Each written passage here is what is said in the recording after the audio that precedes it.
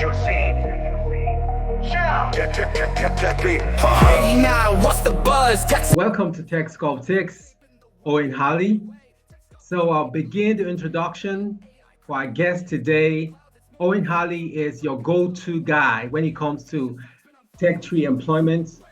And so far, Owen has placed over 100 people on different in different industries in the Web3 space from over 32 countries. You can find Owen on LinkedIn and you can have a chat and all that because he's your go-to guy in Web3 employment. So welcome, Owen, to TechSculpTics. Today you are our tech sculptor. So before we begin, you're just going to tell us your name and then you say, I am a tech sculptor. Yeah, sure. I'm Owen Healy and I'm a tech sculptor. Awesome. Okay, so I'll just jump right into the question because of the time, because our time is fast spent. We have just a couple of minutes to go. So the first question I'm going to ask is, given the rapid evolution of Web3 technologies, what specific trends do you think are most relevant to the African tech landscape? And why should African tech enthusiasts pay attention to them?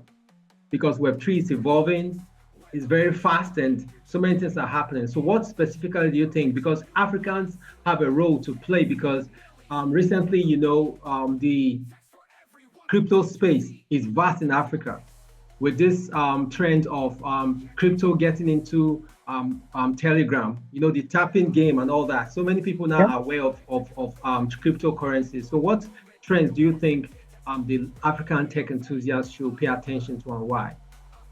Yeah, no, amazing that you said Telegram, absolutely. Telegram, I think, has they're listed to have 950 million users at the moment. And yeah, okay, some of those users may not be real, but I guess, with regards to the TON blockchain, this has immense potential. Which I guess, there's the mini app revolution has been quite astonishing. And I guess from an African perspective, I guess stable coins are the obvious one on my side. Remittance payments, I guess that's been a huge one. And so understand obviously sending money cross borders. Stable coins, I would say, fantastic.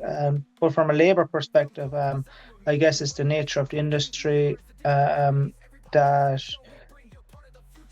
it's like this Web3 ecosystem allows people to earn substantially more than they would than someone based in Africa would in their home local market, for example.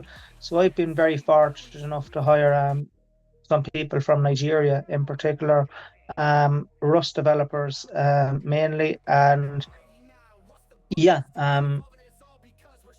such people no longer have to relocate to Silicon Valley or Dublin or the UK, for example, for these FANG job opportunities to earn a decent living. In Web3, they can earn it. They can earn a decent living while staying in their own in their own locality, and simultaneously contribute to their local economy as well, which I find is amazing in that it's a globally remote industry. It's about proof of skill, not so much about proof of place. And for developers working within the Web3 ecosystem, the future is bright, and you have great ambassadors within Africa, people like Eric Annan helping people learn Solidity, for example. And I see various different developers from Africa taking part in virtual hackathons via Ecolands, for example, as well. So there is certainly a strong appetite from a lot of developers in Africa in particular to learn about Web3 technology. And the rationale for joining this industry in for African developers, I think, is very, very obvious. It's the technology can make our lives undoubtedly better, and also from a salary perspective and an earnings perspective, the ability to earn substantially more than quote unquote Web2 is enormously higher when you consider I don't know what's the local rate for a senior backend developer in Nigeria, for example, whereas I'm sure it's a lot lower than what Web3 employer is willing to pay. So again, and again, I guess so we're working in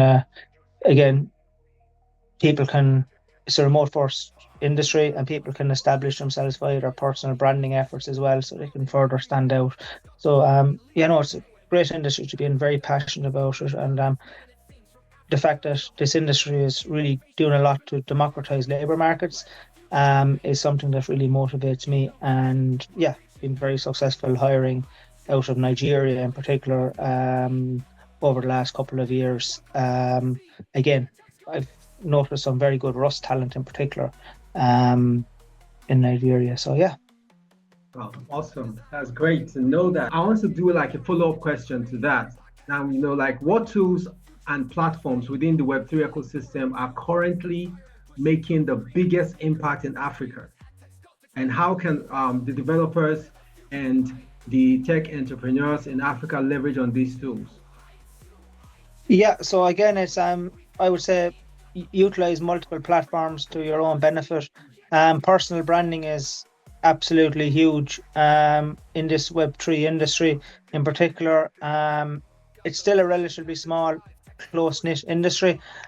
So I would say ABC, always be connecting, reaching out to people, whether it's on LinkedIn, Twitter, Discord, albeit I'm not a fan of Discord, but Discord is a great way for, in some cases, to get your foot into the industry and join communities and help out. Again, with respect to what has helped me thrive in the industry is LinkedIn content, allowing people to show my value systems, my insights to a wide variety of people, so that they know that, one, I inherently care about the candidates that I work with, but also that I understand the struggles that candidates go through, and I also can, I guess, have a good understanding of the underlying technology as well. Various different stakeholders, be it clients and candidates, seem to appreciate that. And I would encourage everybody, whether you're an aspiring community manager or an aspiring protocol developer, to work on your personal branding efforts, because it can help you. One, it'll help open doors for you. It'll also help you increase your earnings power, and consistency is key, and make sure that the insights are your own insights as well, regardless of what platform you're using, Twitter or LinkedIn, whatever. And be yourself, but also kind of, maybe if you're new to the space and just learning about it, you can treat your social media like a learning journal as well. So any new insights that you've learned, use your LinkedIn or Twitter as a learning journal, for example. Again, with your own unique insights, but comes back, always be connecting and reaching out. And they say that your network is your net worth, and that probably is that couldn't be more accurate in the Web3 ecosystem. Yes, you need to know the skills relevant to your particular disciplines and understand the nuances that go with the industry. Getting to know people is fundamentally important. And again, coming back to your question, tools, LinkedIn, Twitter, Discord would probably be the main three, even though I don't really use Discord for the last year more, I would say. Yeah, awesome. That's interesting. So everyone has to focus on their personal branding and also ensure that you're active on some of the social networks like LinkedIn and also using the tools like Discord and the likes, or even tools like Twitter or social networks like Twitter to be able to expose yourself and also build your personal brand in the Web3 space. That's very insightful and important. And I'm so glad that you came up on this platform because I wanted us to also talk about the fact that there's like a wealth transfer in the Web3 space. But we'll do that some other time. I hope you will be able to have that time to do it again. So thank you so much, Owen, for coming onto the show. We're glad you came and we are so happy that you were able to make our time to do this with us. So thank you so much. God bless you. No worries. Talk to you. See you some other time. Bye. Thank you. TechSculpTics, where the future's bright. Innovation, we're reaching new heights. Gen Z millies, we've got the beat. Text for everyone, come take your seat. Yeah, TechSculpTics.